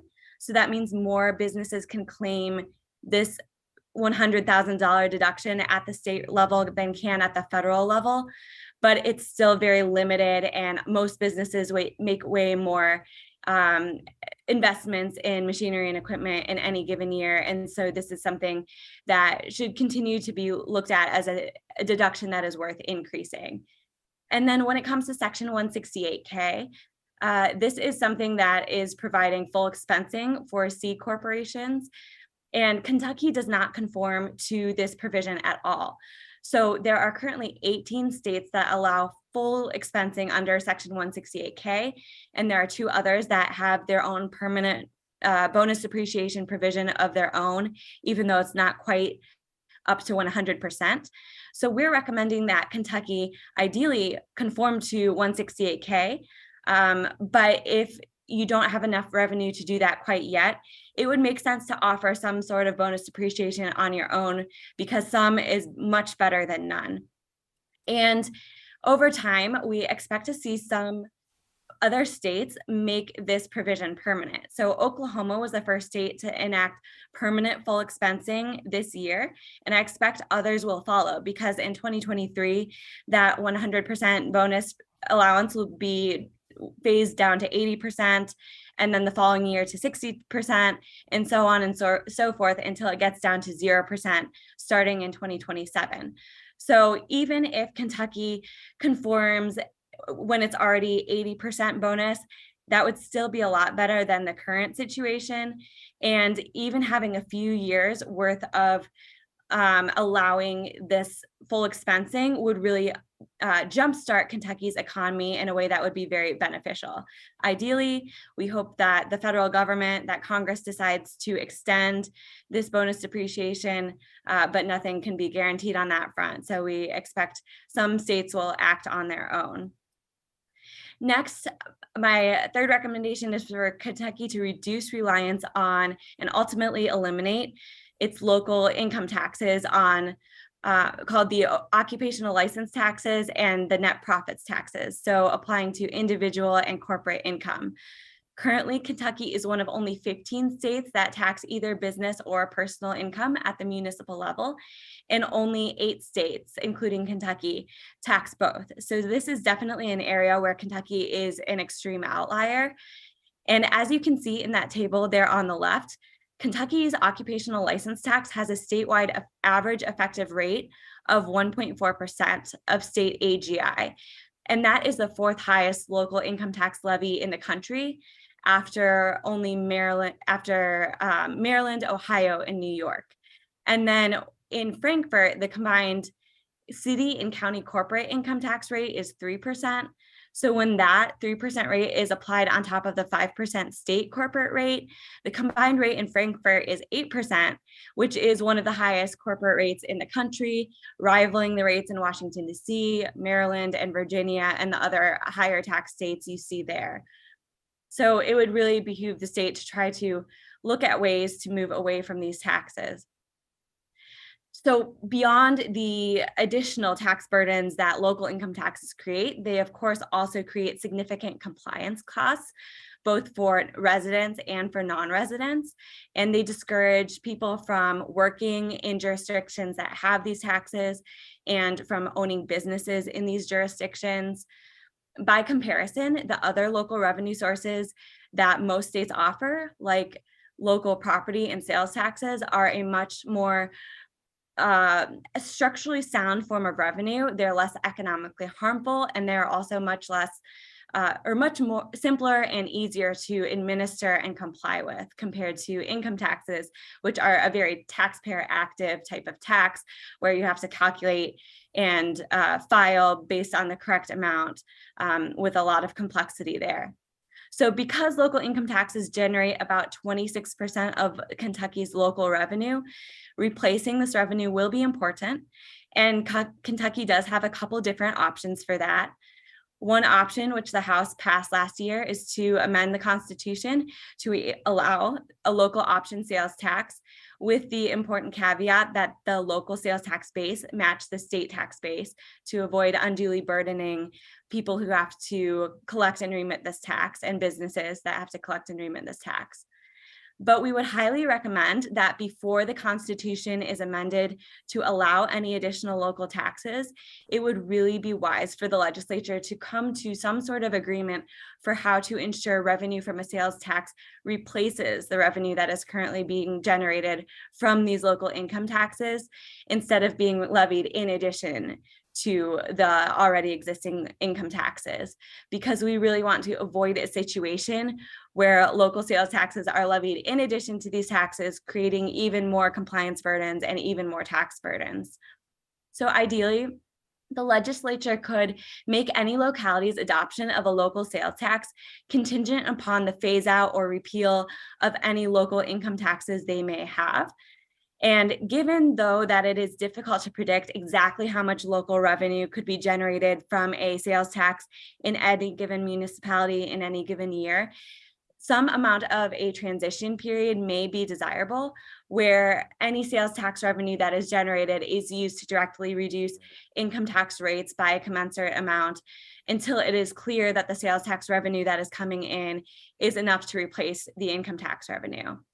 And then another option the legislature could consider would be to allow municipalities a one-time property tax rate adjustment in excess of current levy limits in order to shift more reliance onto the property tax in addition to a local option sales tax, because those are both better revenue sources than these local income taxes.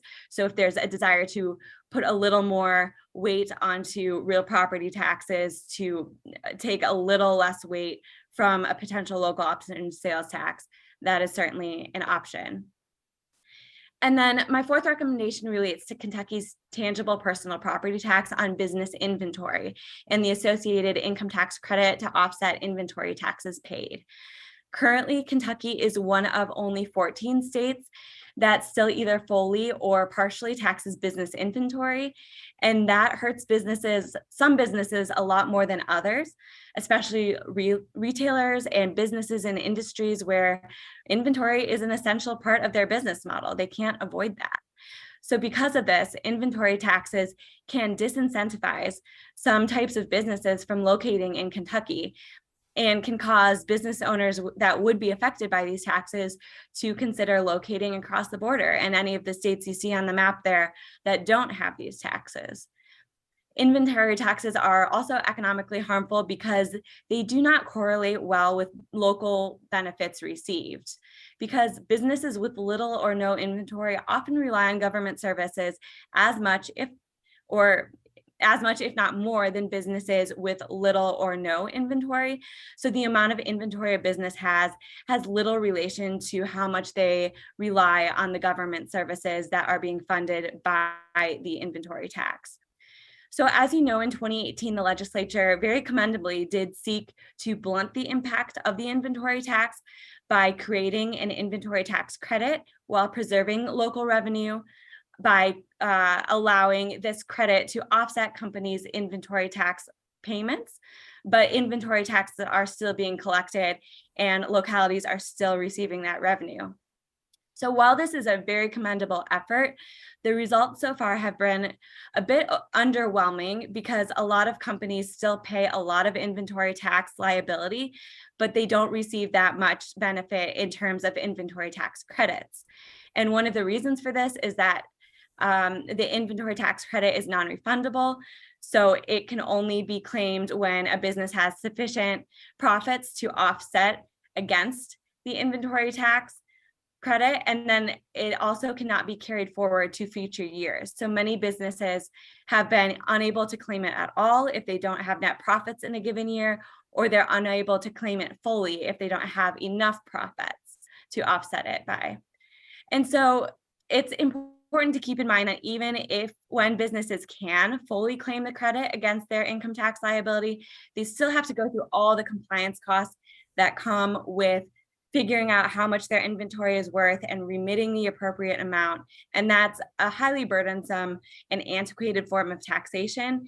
And so the ideal solution here would really be to repeal that tax altogether, and localities could be made whole by simply increasing formulary aid on top of what they already receive based on what they've been receiving in inventory tax revenue in recent years. And short of that, the credit could be improved a bit by making it refundable and allowing it to be carried forward to future years. But again, that doesn't reduce compliance burden. So full out repeal is a much better solution.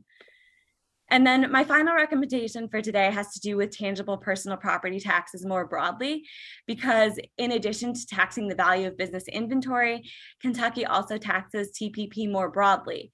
So that includes things like manufacturing machinery, professional trades and tools, equipment, furniture and fixtures, computers, just to name a few. So while things like land and buildings are an ideal local tax base because they are immobile and relate closely with local benefits received, TPP taxes do disincentivize capital investment in Kentucky, and they tend to be especially burdensome to capital-intensive businesses. So, and also similar to the inventory tax itself, they're taxpayer active, where the taxpayer has to calculate the depreciable value of their TPP in any given year and remit the appropriate amount, whereas real property taxes typically require a lot less effort by the taxpayer because the calculation is being done by the state. And many states have made the economically advantageous decision to move away from TPP taxes over time, and that would be beneficial in Kentucky. And one of the best ways to do that is by adopting a de minimis exemption. And a de minimis exemption would solve a few different issues. For one thing, for smaller businesses that have only a negligible amount of TPP, if the de minimis exemption were both a payment and a filing threshold, it could remove these businesses from the TPP tax rolls altogether, so they no longer have to file and pay at all. And then even for businesses that have a large amount of TPP, even having some of that knocked off with, say, a $20,000 exemption could really benefit them by reducing the amount that they have to pay in this tax. That de minimis exemption would ideally be adjusted for inflation every year and could ideally be increased over time as revenue is available in order to eventually phase out this tax altogether, which is something that a number of states have done. So I know I went through a lot just now. This is only part of what is written in our publication, but these are some of the most important things I want to leave you with, and I look forward to answering any questions. Very good. We're going to get about 10 minutes on Q&A if we need that amount. Senator Carroll. Thank you, Mr. Chairman, and thank you both for the presentation. Nothing really surprising in any of these recommendations, nothing we haven't talked about before. Would obviously be great for the business community. The question is, and I'd I'm assuming that there's no recommendation to try to do all of these at one time. So has the Tax Foundation been able to score these changes and what the net fiscal impact would be? So it would give us some idea as a Commonwealth how much we would have to increase sales tax, broaden the tax to compensate for these lost revenues. And that, I think that's something we have to be sensitive to because I think there comes a point that if we raise sales taxes to a certain level, I think that's going to counteract all the other things that we've done that to improve our tax environment. So I think it's a balance we have to maintain. So do you all have any idea on what the net result would be of all of this as far as what tax rate we would have to come to on sales tax to compensate for the lost revenue? I'm so glad you brought up that question because, yes, the short answer is that we offered a menu of tax reform solutions because there are many different things Kentucky could do. We are not trying to suggest that all of these things be done at once. A lot of states, including Kentucky, have had success in incrementally tackling different areas of the tax code. And so we really do commend the income tax rate reductions and some of the sales tax base broadening to some additional consumer services that were adopted this year, the flattening of the income tax a few years ago. So now we're looking at some of the key next steps. We did not come up with a comprehensive plan that tried to tackle these things all at once.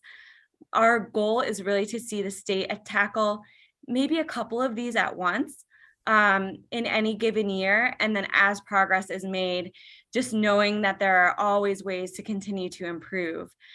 So in the next year or next couple of years, really recommend that local tax reform be a major priority. And then, you know, we can look at other reforms after that. I do also want to clarify that the sales tax is not going to generate a ton of additional revenue. It's not going to be the pay for a massive reform package. And the reason for that is because ideally sales taxes should be levied just on consumer services, not on business to business transactions. And so there's only a small amount of additional sales tax based broadening that can really be feasible. Some amount is good, but we can't really look at the sales tax to generate all this revenue. A lot of it will have to come as revenue grows. And just to make sure I'm clear, revenue measures we've been looking at for years, and especially in 18-19 and what happened this last year, there is always an eye toward last resort should be to think about increasing the rate of sales tax. That is not my goal. I don't think anyone else's goal is that. We've stuck with broadening the base. We look for ways to increase growth and allow that organic growth to take place so that there are increases in revenues to take advantage of to have better tax policy over time. With that said, Representative Wilner. Thank you. Mr. Chairman, I have so many questions that it would take more than the 10 minutes. And so I'm scratching my head because some of the data that was presented to us is directly at odds with data that I have about in-migration, and this is from the U.S. Census. And so what I'm seeing from the U.S. Census is that of the 10 states with the highest in-migration, 7 of them have an income tax. 5 of those 7 have a graduated income tax, and most of the 7 have a higher tax rate than Kentucky's. So, you know, we know that, I agree with your premise that we need to look at those correlations, but that's just so foundationally opposite from what my data shows or what I'm seeing from the U.S. Census. I wonder, Mr. Chairman, could we ask our nonpartisan staff to maybe look into that? And nonpartisan staff has been looking into that for us for a few years at this point. And as an attorney, I can tell you, give me an expert, I'll find another one on the other end. with the opposite opinion. What I would do is I would invite any of those people that have those theoretical studies or data studies from a high level. I invite them to come to Todd County Christian Tennessee line and tell me what the difference is other than the tax schedules. But yes, we'll continue to work on it. Representative Raymond. Thank you. I'm going to try again, Senator Carroll. So what I saw presented a series of baby steps, right? That, it's presented as baby steps, but it doesn't really matter how big our steps are if we're walking toward the edge of a cliff. So I was looking for a little bit more from this proposal. If we do X, Y happens. And what I heard was, if we do X, trust me, it's going to be great. And I don't know what to expect if we enact some of these proposals, other than I know that many of these slides we saw today came from the Chamber's larger report on tax reform, which states very, very clearly that the ultimate goal is a 0% income tax. And we've heard that, in this body, in this committee. It also has it very clearly states that we're going to have to increase the sales tax. Very, very clearly states that. So my question is, what is the sales tax going to have to be? What is a toothbrush going to cost to replace $5 billion in income tax, 40% of the general fund? Sure. A potential increase to a sales tax rate is one of a multitude of options that could help fill in gaps that are left as we potentially transition to a lower individual income tax rate. I think we need to be careful in how we approach something like a sales tax rate increase, because we do need to be highly sensitive to how that affects our overall competitiveness in relation to other sales tax rates that surround us, and also making sure that in the event that we start levying a local option sales tax, that there is ample amount of room for localities to potentially be able to bring that in. So it is one of potentially several options that would allow us to get there. Ultimately, I don't think Kentucky has a whole lot of room to move in that space. Catherine might correct me if I'm wrong, but I think Tennessee's rate is around 9.23-ish, Indiana closer to around 7-ish. So we would want to make sure that we remain highly competitive for that. From the Chamber's perspective, our view on that is we ultimately would not want to see a increase to the sales tax unless it as a mechanism to help us get to where we want to go, which is a lower individual income tax rate. Fortunately, I think House Bill 8 charts a very strong path to get there without having to do that, because that bill, the core concept of that bill, is to allow for organic growth to take place as we continue whittling down the individual income tax. We literally have to bring in more money than it would cost to reduce the individual income tax rate in House Bill 8. So there's growth built into that model, and I think that's a model where a lot of people want to see it sped up. However, it's a carefully crafted and responsible model that, again, I think allows us to avoid some of the things like what you're talking about there. Catherine, I don't know if you have anything you'd want to add to that.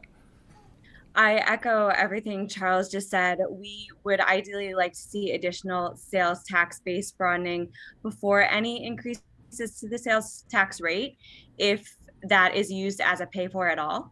So base broadening, is better overall than rate increases, because ideally broad bases and low rates are the most neutral form of tax structure. So keeping that in mind, keeping the base broad can help maintain a competitive rate. We certainly do need to keep an eye on neighboring states and what they're doing and not become an outlier on that front. But again, as Charles mentioned, a lot of the growth the state is experiencing and can continue to expect can be, used for these reforms over time. And so that's the ideal here.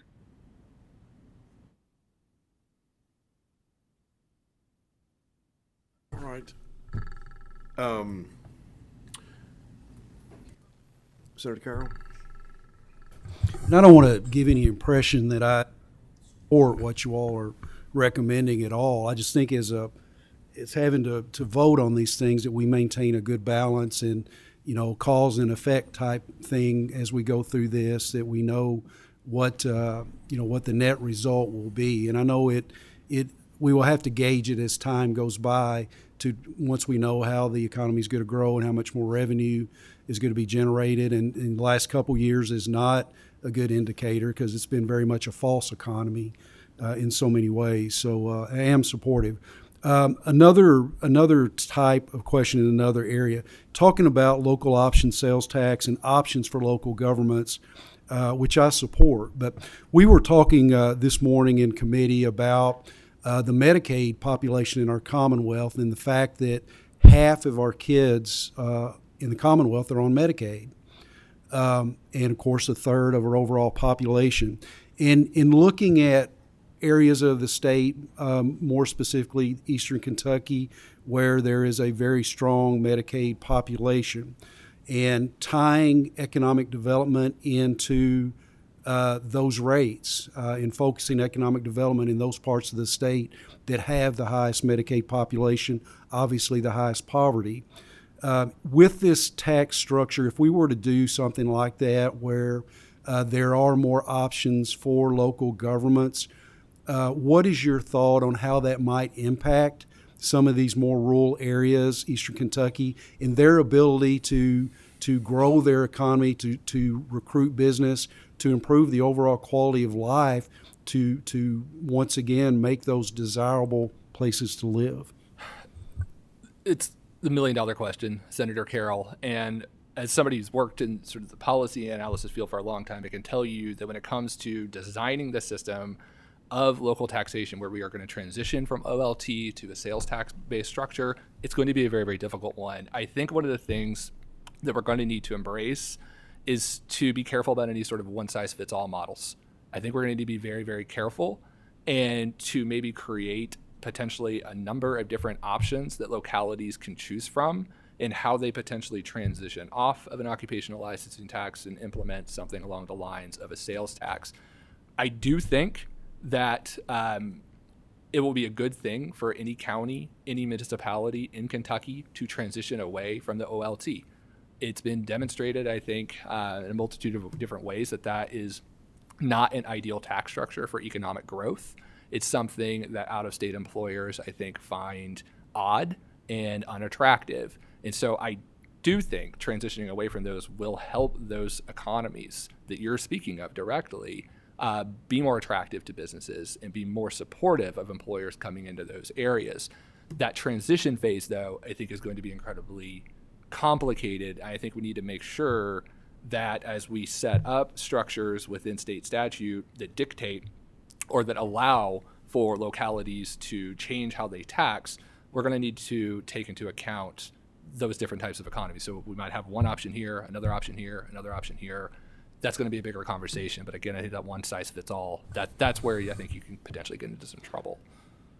Mr. Chairman, if I might, one follow-up, if we have time. If it is 30 seconds or less.